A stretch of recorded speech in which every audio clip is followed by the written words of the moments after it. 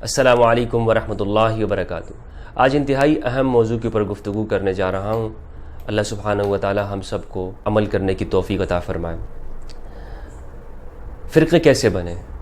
جب رسول اللہ صلی اللہ علیہ وآلہ وسلم نے اپنی امت کو بالکل محجۃ البیضاء، واضح روشن رستے کے اوپر سفید، جس کے رات دن کی طرح واضح اور جس کا دن بالکل روشن، ایسے رستے کے اوپر آپ صلی اللہ علیہ وآلہ وسلم نے چھوڑا، اور غدیر خم کے مقام کے اوپر آپ نے حدیث الثقلین بیان کر دی۔ کہا کہ لوگوں، قریب ہے کہ ایک وقت ایسا آئے کہ اللہ کا فرشتہ میرے پاس آئے اور میں اس کی بات کے اوپر لبیک کہہ دوں، یعنی اس دنیا سے چلا جاؤں، اور تمہارے اندر دو چیزیں چھوڑ کے جا رہا ہوں۔ کتاب اللہ ہے، اس کے اوپر آپ صلی اللہ علیہ وآلہ وسلم نے امت کو خوب ابھارا اور اس سے مضبوطی کے ساتھ تھامنے کا حکم دیا، اور اہل البیت علیہم السلام کے بارے میں کہا کہ میرے اہل البیت کے بارے میں اللہ کو یاد رکھنا۔ یہ دو چیزیں آپ صلی اللہ علیہ وآلہ وسلم نے غدیر خم کے موقع پہ بیان کر دی، امت کو بتا دیا۔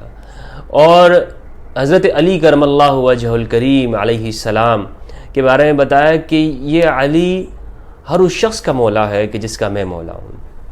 تو بالکل واضح اور روشن رستے کے اوپر آپ صلی اللہ علیہ وآلہ وسلم نے اپنی امت کو چھوڑا، اور ہر چیز ان کے سامنے وقتاً فوقتاً بتائی کہ تمہاری حالت کیا ہونے والی ہے۔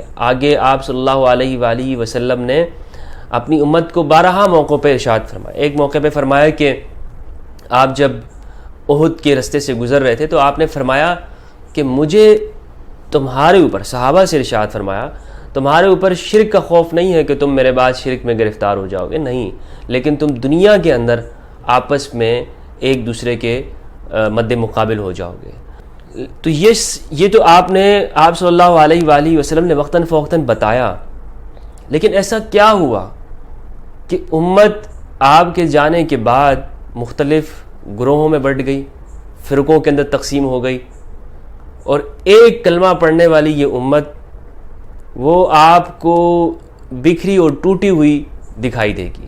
پوری دنیا کے اندر اس وقت میں آپ کو مختلف گروہوں میں، فرقوں کے اندر بٹی ہوئی یہ نظر آتی ہے۔ تو اس کی کیا وجہ ہے؟ یعنی آپ صلی اللہ علیہ وآلہ وسلم کی دعوت کے اندر وہ کیا بات ہے کہ جو لوگوں کو سمجھ نہیں آ رہی، اور پھر بعد میں لوگوں نے فرقے بنا لیے ہیں۔ یعنی ہمیں کیا آپ صلی اللہ علیہ وآلہ وسلم کے دور سے اس چیز کو سمجھنا چاہیے، بعد میں اس چیز کو سمجھیں گے۔ تو میں نے جہاں تک اس مسئلے کے اوپر غور کیا ہے، پہلے تو میں شاید یہی سمجھتا تھا کہ یہ بعد کی ایجادات ہے، یعنی یہ بعد میں جب مختلف بادشاہتیں وجود میں آئیں تو انہوں نے جو ان کے سیاسی خیالات تھے اسی سے فرقے بن گئے، یہ میرا پہلا ماننا تھا۔ لیکن جتنا میں مزید اس کو مطالعہ کرنے لگا تو معلوم یہ ہوا کہ اس کی بنیاد خود آپ صلی اللہ علیہ وآلہ وسلم کی حیات طیبہ کے اندر ہی یہ بات، اس کی بنیاد پڑ گئی تھی کہ دو سوچیں ایسی موجود تھی کہ جس سے واضح ہوتا تھا کہ آگے جا کر یہ بہت بڑا تفرقہ سامنے آئے گا۔ مثلاً آپ صلی اللہ علیہ وآلہ وسلم کے حیات اقدس کے اندر ہی جو ایک سوچ یہ موجود تھی، جس کو آپ یوں کہہ سکتے ہیں کہ ایک قریشی قبائلی سوچ، اور ایک سوچ وہ کہ جو بنو ہاشم کے ساتھ، خاص طور پر جناب امام علی ابن ابی طالب رضی اللہ عنہ کے ساتھ دینے والے احباب ہیں۔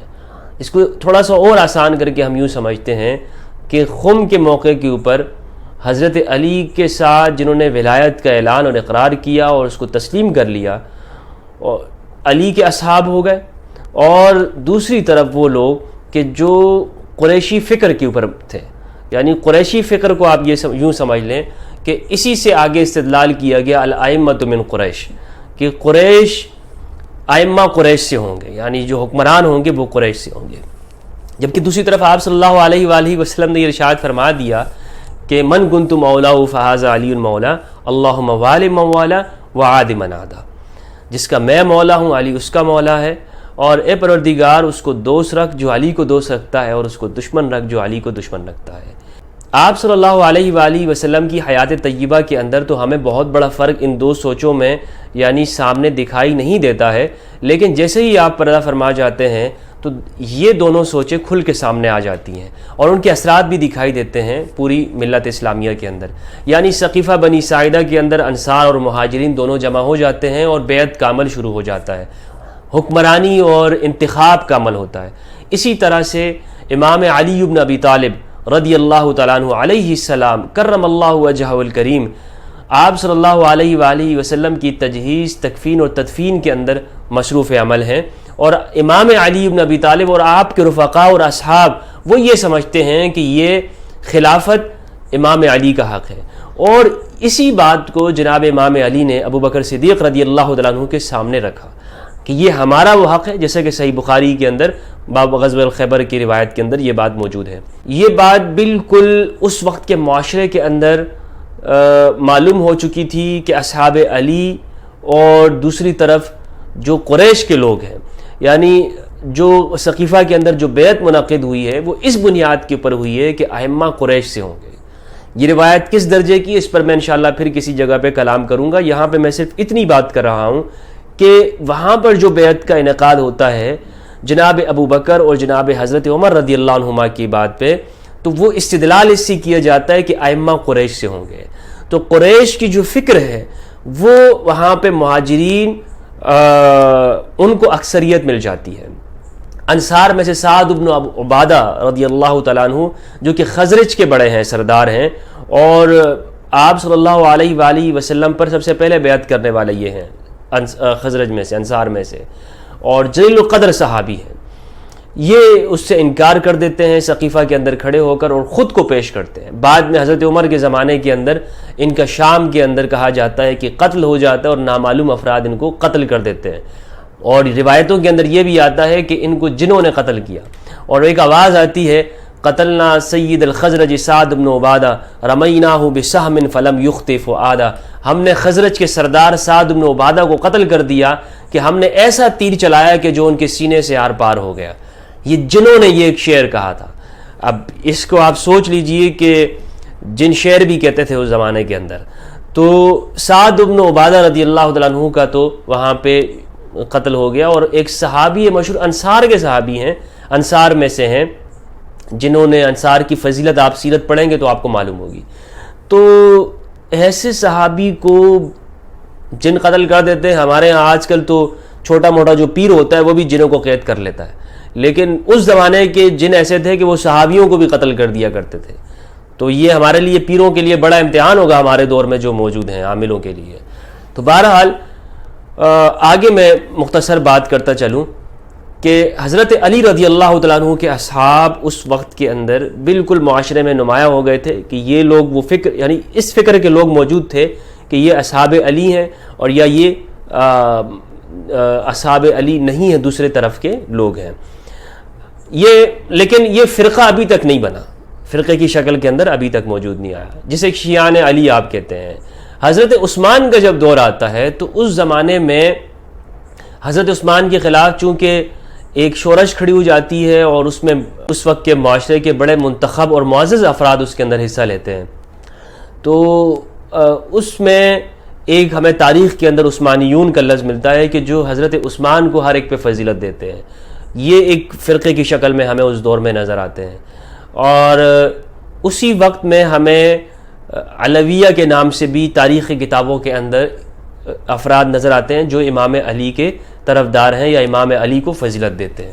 لیکن باقاعدہ طور پر جب امام علی بن ابی طالب کی خلافت کا زمانہ آتا ہے اور آپ کے مد مقابل شامی گروہ آ جاتے ہیں، تو اس وقت میں ہمیں تاریخ میں نظر آتا ہے کہ دو گروہ شیعان کا ذکر ہمیں ملتا ہے، شیعان علی اور شیعان معاویہ۔ شیعان علی یعنی آپ اس میں اس معنی کے اندر ہے کہ گروہ کے معنی میں یا ساتھ دینے والے جانصار کے معنی میں ہے۔ تو امام علی کے ساتھ جو افراد تھے انہیں شیعان علی کہا گیا، کہ جو افراد معاویہ کے ساتھ تھے یا شامی لوگ تھے انہیں شیعان معاویہ کہا جاتا ہے۔ اب یہاں پر ایک بات انتہائی اہم ہے، وہ یہ ہے کہ ہم جس چیز کی بات کرنا چاہ رہے ہیں کہ یہ امت فرقوں کے اندر کیسے بٹی، جسے آج ہمارے ہاں اہل السنت والجماعت کہا جاتا ہے، یہ بھی ایک فرقہ ہی ہے۔ ہمارے ہاں اہل السنت شاید یہ سمجھتے ہیں کہ ہم فرقہ نہیں ہیں، ہم تو وہ ہیں کہ جو صحابہ کرام سے چلا آ رہا ہے۔ ایسا نہیں ہے۔ اس کی وجہ میں آپ کو بتاتا چلوں کہ خود صحابہ کرام کے اندر ایک سوچ تو تھی نہیں بات کے زمانے میں، یعنی صحابہ کرام کے اندر بھی اختلاف ہوا۔ اگر اختلاف نہ ہوتا تو پھر صفین اور جمل اور نہروان کیوں ہوتی، پھر باغی گروہ کیوں وجود میں آتا؟ تو یہ بات اب یہاں ہمیں سمجھنی ہوگی۔ یہ ہمارے اہل السنت بہت اس بات کا چرچا کرتے ہیں کہ جی سواد اعظم بھئی سواد اعظم تو اس دور میں شیعان علی تھے، اب یہ کہیں گے کہ جی وہ شیعان علی ہم ہیں۔ تو ہمیں یہ بات فرق کرنی ہوگی کہ اہل السنت کیا ہے اور شیعان علی کیا ہے۔ ہمارے زمانے میں جو اہل السنت کا جو لفظ موجود ہے، اہل السنت والجماعت، اس بارے میں آپ کو یہ بتاتا چلوں، مختصر سی بات، پھر ہم آگے بڑھتے ہیں کہ اس میں جو جماعت کا لفظ ہے، یہ جب امام حسن علیہ السلام نے جب امیر شام معاویہ کے ساتھ جب صلح کر لی تھی تو اس کو عام الجماعہ کہا گیا ہے۔ عام الجماعہ یہ لفظ وہاں سے لیا گیا ہے۔ باقی جو اہل سنت کا جو لفظ ہے، یہ ٹائٹل ہے، تو اس بارے میں مختلف آ رہا ہے۔ بعض نے کہا کہ احمد بن حنبل رحمہ اللہ کے زمانے میں آیا ہے، بعض نے کہا کہ یہ امویہ کے زمانے میں آیا ہے، لیکن بہرحال یہ لفظ یعنی اہل سنت والجماعہ یہ بات کی ہی پیداوار ہے۔ یعنی بات کی پیداوار اس معنی میں آپ سے کہہ رہا ہوں کہ اس سے پہلے شیعان کا یا عثمانیہ کا یا علویہ کا لفظ موجود تھا، یہ بہت بعد میں پیدا ہوا ہے۔ لہذا ہمارے ہاں جو اہل سنت یہ کہتے ہیں کہ جی ہم تو صحابہ کرام کے زمانے سے چلے آ رہے ہیں، تو یہ بات درست نہیں ہے۔ اب یہ جو باقاعدہ طور پر جو فرقوں کی شکل کے اندر جو ہمارے سامنے شیعہ یا خوارج معتزلہ یہ جو چیزیں ہمارے سامنے آتی ہیں، اس پہ ہمیں گفتگو کرتا ہوں، کیونکہ میں نے آپ کو بتایا کہ شیعہ جس معنی میں امام علی کے دور میں گروہ و فرقے کے معنی میں نہیں تھا، بلکہ وہ وہی تھا کہ جو امام علی نے اپنے جانثاروں کو یہ لفظ دیا تھا یا آپ صلی اللہ علیہ وآلہ وسلم نے جو فرمایا تھا۔ اب یہ جو باقاعدہ جو گروہ نکلے ہیں، باقاعدہ جو گروہوں کا جو آغاز ہوا ہے، تو اس میں جو پہلا گروہ ہے وہ ہے ناصبیہ کا، یعنی جو فرقے ہیں، اور یہ وہ فرقے میں آپ کو بتا رہا ہوں کہ جن کی مذمت کی جائے، یعنی جو قرآن کے ساتھ نہیں ہے، اہل بیت کے ساتھ نہیں ہے۔ ناصبیہ کے بارے میں پہلے بتا چکا ہوں، یہ وہ گروہ ہے کہ جو اس بات کے اوپر یقین اور اعتقاد رکھتا ہے کہ اس بات میں ثواب ہے کہ علی سے بغض رکھا جائے، یتدینون ببغض علی ابن ابی طالب و آل بیتہ، جو علی سے بغض کو مذہب اور دین سمجھ کر اعتقاد رکھتا ہے، یہ ہے نواسب۔ اب یہ سمجھتے ہیں کہ اس ناصبی فرقے کا آغاز کب ہوتا ہے؟ امام حسن علیہ السلام کی جب صلح ہو جاتی ہے شامیوں کے ساتھ، تو وہ ایک چارٹر کے اوپر ہوتی ہے، کچھ شرائط کے اوپر ہوتی ہے۔ ان میں سے ایک یہ بھی ہے کہ علی اور ان کے جانثاروں کے خلاف کوئی کارروائی نہیں ہوگی، سب و شتم نہیں کیا جائے گا، لیکن کوئی شرط بھی نہیں مانی جاتی ہے۔ اور جو بادشاہت کا سلسلہ شروع ہوتا ہے اس میں امام علی کو برسر منبر آپ کو گالیاں دی جانے کا سلسلہ شروع ہوتا ہے، جس طرح کہ ہماری صحیح مسلم کے اندر اور ہماری کتابوں کے اندر موجود ہے کہ مطالبہ کیا جاتا ہے بڑے بڑے صحابہ کرام سے کہ تم علی کو گالیاں دو، کیوں نہیں دیتے؟ یہ باس پرس ہوتی ہے، پوچھا جاتا ہے۔ تو ناصبیت کا آغاز اس زمانے میں ہوتا ہے، اور شاہ عبدالعزیز محدث دہلوی رحمہ اللہ نے تحفہ اثنا عشریہ میں لکھا ہے کہ مروان بن الحکم یہ ان کا سرغنہ تھا۔ شاہ عبدالعزیز نے یہاں تک لکھا ہے، اور لیکن مروان سے پہلے بھی یہ سارا کام چونکہ ہوتا تھا تو لہذا اس کو سرغنہ تو نہیں کہہ سکتے، لیکن اس کے زمانے کے اندر وہ بھی سرغنہ تھا، جیسے یزید کے دور کے اندر یزید اس کا سرغنہ تھا۔ تو ہر زمانے کے اندر ناصبیوں کا ایک سرغنہ اور امیر موجود تھا۔ تو ناصبیہ ایک بڑا فرقہ ہے، لیکن اس حوالے سے میں آپ کو بتاؤں کہ ہمارے ہاں تاریخ میں بہت کم آپ کو یہ چیز ملے گی کہ جس طرح ہمارے ہاں عقیدوں کے اوپر جب بحث ہوتی ہے، پڑھایا جاتا ہے، جیسے عقیدہ واسطیہ ہے، تحاویہ ہے، نصفیہ، وہاں پر ناصبیت سے اتنی تفصیل کے ساتھ گفتگو نہیں ہوتی ہے کہ ان کے بارے میں بتایا جائے، ان کے اشخاص کو کھول کے بتایا جائے کہ کون لوگ تھے۔ یعنی آپ یہ دیکھ لیں اہل بیت سے دشمنی سے اس سے بڑی کیا دشمنی ہو سکتی ہے تاریخ میں کہ اس دور کے اندر اہل البیت کے افراد کو مظلوماً کربلا میں شہید کیا گیا. اس سے بڑا بغض آپ کو، یعنی ہر چیز آپ کو واضح دکھائی دے گی، لیکن ان واقعات کو بیان تو کیا جاتا ہے مگر ان تاریخی واقعات کو ناسبیت کے ساتھ نہیں جوڑا جاتا، بلکہ یوں بیان کر دیا جاتا ہے کہ امام حسین علیہ السلام نکلے، کربلا کی طرف گئے اور وہاں پہ گویا کہ یعنی سب کچھ اتفاقاً ہو گیا. حالانکہ ایسے اتفاق سے نہیں ہوا، ناسبیت کی بنیاد تھی. یعنی ہمارے ہاں جس طرح سے شیعیت کی یا رافضیت کو تاریخ کے طور پہ پڑھایا جاتا ہے، جس طرح یہ کہا جاتا ہے کہ جی سبائیت نے وجود میں آیا، ایک یہودی تھا اور اس نے یوں کیا فلاں کیا، حضرت علی کو خدا کی ماننے کا عقیدہ وجود میں لایا اور شیعت کی بنیاد رکھی اور امت کو تقسیم کر دی.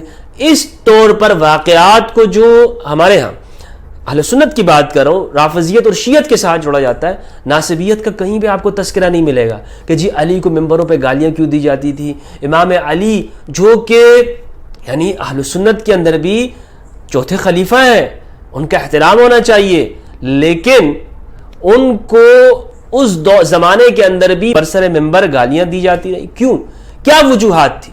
تو ایک فکر موجود تھی معاشرے کے اندر، اور اس فکر کو ناسبیت کا فکر کہا جاتا ہے. لیکن ان دونوں واقعات کو یعنی حالات کو اور اس فرقے کو الگ الگ کر کے بیان کرتے ہیں. جی اسی لیے لوگوں کو یہ چیزیں زیادہ سمجھ میں نہیں آتی. جب آپ مطالعہ کریں گے ناسبیت کو اور امام علی کے زمانے میں، آپ دیکھیں گے کہ کون آپ کے اعداء اور دشمن تھے جنہوں نے آپ کے ساتھ جنگیں کی، آپ کو معلوم پڑ جائے گا کہ ناسبیت کیا چیز ہے. دوسرا میں آپ کو فرقے کے طور پہ جو ہمارے ہاں وجود میں آیا وہ ہے خارجیت. اب یہ خوارج کی بنیاد بھی آپ صلی اللہ علیہ وآلہ وسلم نے چونکہ ذوالخویسر تمیمی سے کہہ دیا تھا اس کے بارے میں کہ اس کی نسل سے ایسے لوگ نکلیں گے جو قرآن پڑھیں گے لیکن ان کے حلق کے نیچے سے نہیں جائے گا.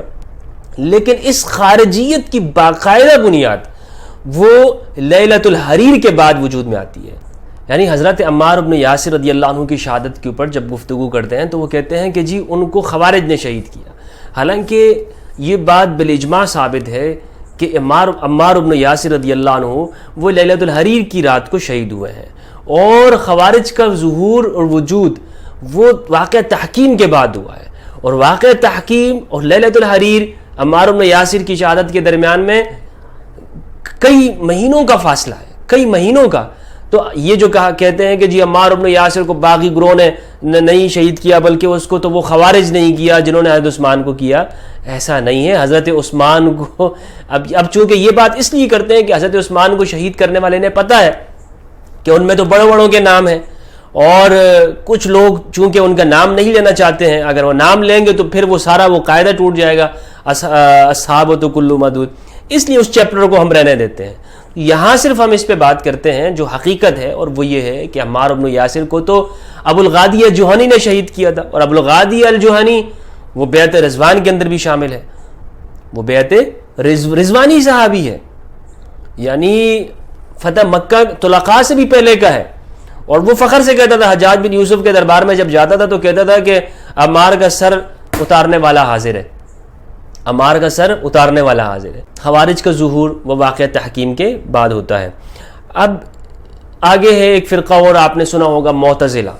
معتزلہ خوارج کے چونکہ بنیادی طور پر عقیدہ یہ تھا کہ ہر گناہ کبیرہ کرنے والا وہ کافر ہے، جو بھی مسلمان گناہ کبیرہ کرے گا وہ کافر ہو جائے گا. معتزلہ نے یہاں پر ایک سوچ اور فکر دی. حسن بصری رحمہ اللہ درس میں ان کے ہاں شریک تھے واصل بن عطا، تو یہی بات جب چلی کہ اگر ایک شخص گنہگار تھا اور وہ فوت ہو گیا تو اب وہ کہاں پہ جائے گا، یعنی اس کا انجام کیا ہوگا. تو واصل بن عطا نے وہاں پہ یہ بات کہی. خوارج کہتے تھے کہ وہ کافر ہے، اگر کوئی گنہگار ہے تو وہ کافر ہوگا، اس کا جنازہ وغیرہ نہیں پڑھا جائے گا.